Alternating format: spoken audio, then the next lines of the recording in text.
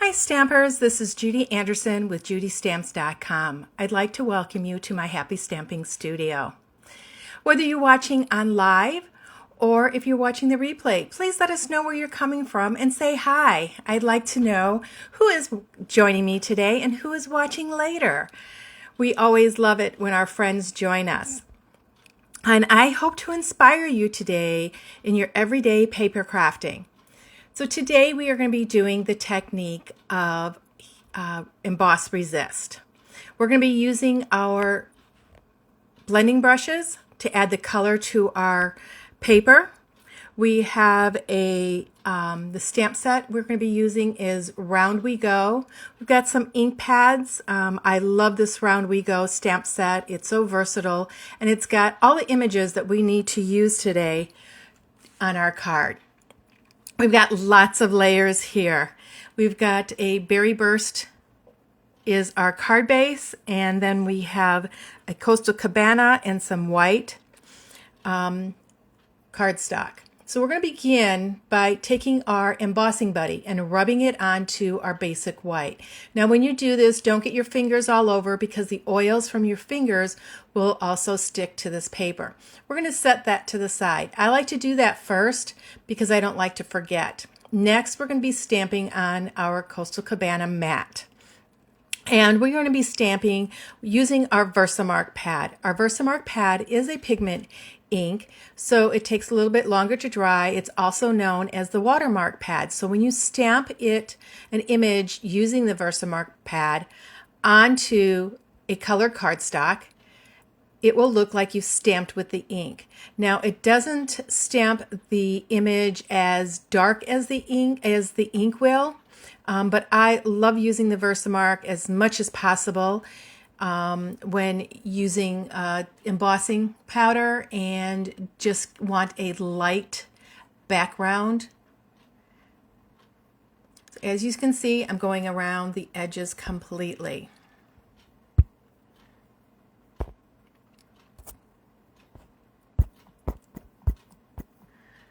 Okay, a couple last ones just in the corners a little bit, just in case my mats don't cover it all the way up. So now the next, okay, so I see that I've got a couple spots I need to add some more in the corners because I'm actually going to angle that basic white cardstock. If I was just going to put it straight on, it would have been fine. But see how you can see those images? They're light, but they show up. And as that ink dries, it seems like those images are going to pop a little bit more. I'm going to rub this basic white again, just in case I missed some areas. And then we are going to stamp this larger image, and I'm going to stamp it on 4 or 5 times. Now with the Versamark ink, once again, it's a pigment ink, and it dries slowly. So you can see there, it's hard to see, but you can kind of see that reflection. It's hardest to see on white cardstock, but when I'm working here, I can see where the images are. Okay, I think 5 images are going to do it. And while we're at it, I am going to stamp the centers of these with our Daffodil Delight.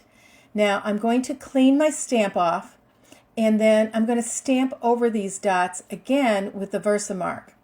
If I was really fast, and I didn't have my furnace blowing on me, my heat vents over me, and it's blowing the air, I could have just used the clear embossing powder over the Daffodil Delight ink if my pad was juicy enough and it didn't dry real quick. But I like to be careful and ensure that my embossing powder is going to stick, so I just stamp over that image with the clear embossing. Okay, next we're going to take our tray and we're going to set our paper in there and take our clear embossing powder and we're going to sprinkle it. I love using these trays because it keeps that embossing powder contained. And here we go.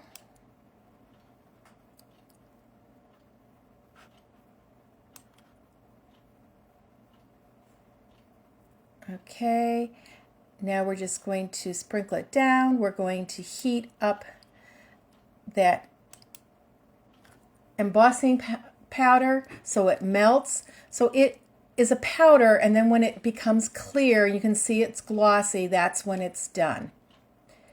Now I'm going to just dump this. Like I said, this tray makes it nice and easy for cleanup. It goes right back into my embossing powder container.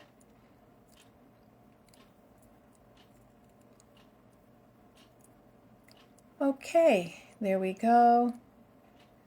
I double make sure that it's all melted, and I'm going to start out with my Pretty in Pink ink, and I am going to just blend some of that color onto that basic white. I'm going to do it lightly because I'm creating a background, and I know that these will blend. And you're going right over that embossing powder. Now you can make this color as deep or as light as you wish. It would be totally up to you, but I start with the lightest color first. See, there we go. You can see how that embossing powder is kind of resisting that ink. Now I'm going to my Berry Burst. And this, I need to be more careful when I put this color onto my card base because it is a deeper color and I don't want to overtake that Pretty in Pink, but I do want the deepness. And I'm going to go on the top and the bottom edges of my Pretty in Pink. Now this background, you could do it whichever way you want, in whatever order you want. It's totally up to you. It's your card. You could do an ombre effect. But I just decided to do the lighter in the center and going to the deeper. Then we're going to grab our Coastal Cabana and my blue blending brush, and we're going to add that color onto the edges. Now I'm noticing here that it's coming a little bit more blue, so I must have used this and not cleaned it. I don't always clean this, but I forgot to brush it off onto my mat before re-inking it up. So I've got a little bit of a deeper blue. I believe it's might be Misty Moonlight in there. But that's okay because there's really, it all coordinates and there's no wrong or right. Okay, now I am going to take a dry paper towel and I'm going to wipe over all this embossing powder, the images that are embossed, and see how it begins to pop. Because that ink resists off that plastic, because that's what embossing powder is. It is little plastic beads, but you need to wipe it off so that you don't get it all over your fingers. I do want to make sure I get a little bit more of that Coastal Cabana color on there. So I grabbed a small blending brush and went over what I previously did. There we go. Don't forget to wipe it off. Now this step, I guess, isn't really necessary, but I think it's necessary because I don't want ink all over my fingers. I'm going to pull some of that color up a little bit, just around those edges. This is where I kind of play with my inks a little bit. There we go. Okay, wipe it off again, and don't forget to do that.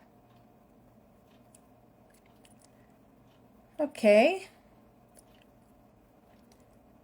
so let's put this together, and like I said, I'm going to angle that, but let me stamp my verse first. So I'm going to grab the Time to Celebrate stamps, and I am going to stamp that in the Coastal Cabana in the center of my mat.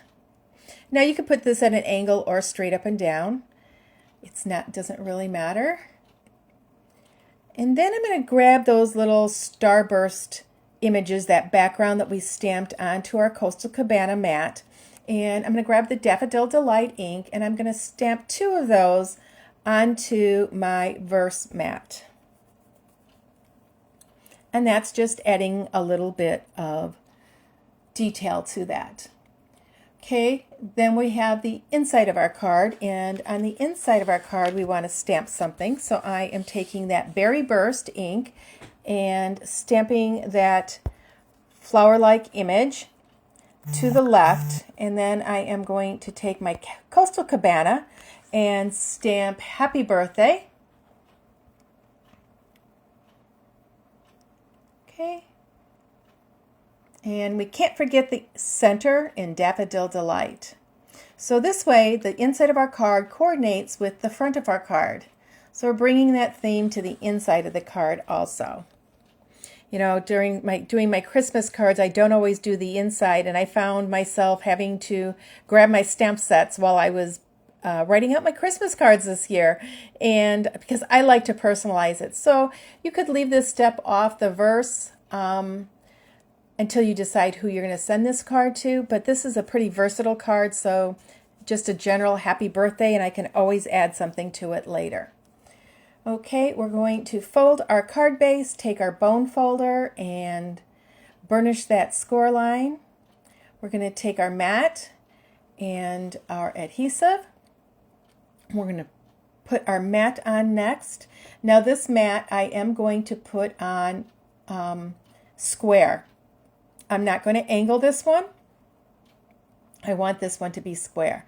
Now the next one I am going to angle, make it a little bit different.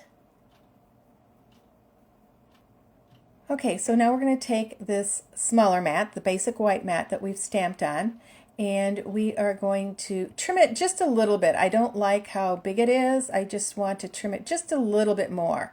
I had gone down a 1/4 inch on each of the mats, but I want this one actually a 1/2 inch smaller, and I'm taking a little bit off of each edge so that my images are still kind of centered on there, so it's not lopsided.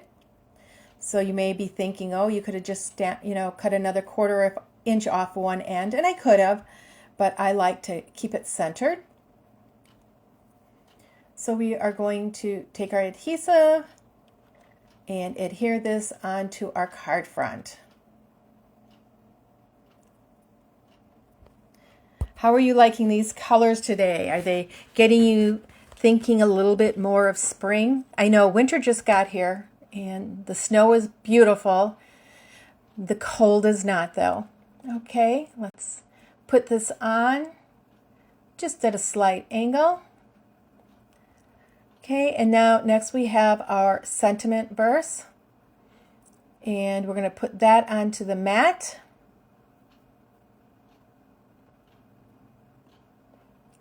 I am going to be using my Stampin' Dimensionals for this, and I've got some edges, so I like using those up when possible. And so this is going to lift the basic white up off of the Berry Burst. We could just do the entire thing. We could have lifted the Berry Burst also, but sometimes I like doing this because at a later time I might decide to add a little bit of ribbon to this or something, and then I could slide it right underneath there without a problem. So I'm using my Take Your Pick tool, which is handy for taking those chads off the dimensionals. And we will center that onto our Berry Burst mat. Okay, and then we're going to put that on. And now you can decide, do you want to angle it? Do you want to put it down, up, center it? Do you want it straight up and down? I am actually going to angle it with the angled piece of basic white to continue that on and put it towards the bottom. Let's put the inside of our card in next. Here we go. Don't forget to do that little check with your Stampin' Seal, and then it comes off and doesn't unwind on you or get all stuck inside there. Okay, our card is great just as it is, but I want to add a little bit of extra to it, maybe depending on who I send it to. I'm going to leave it just like this right now and add some maybe rhinestones to it later. So I hope you enjoyed this, and until we meet again, remember, every stamp tells a story and every creation spreads joy.